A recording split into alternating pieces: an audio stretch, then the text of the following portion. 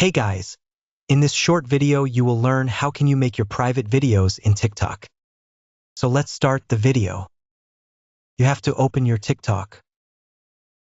Now tap this plus icon.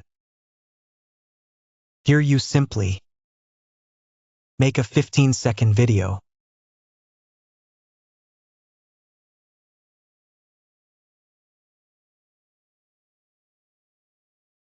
I am muting this video. You can add a song. Now tap on this.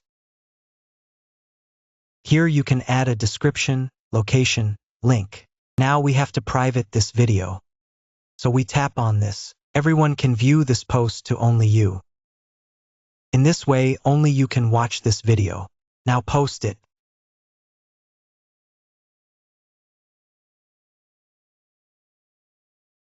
Tap on this post. You can also see this private option above your ID. In this way you can post your private videos. So if this video helps you, please like the video. And don't forget to press the bell icon for more videos.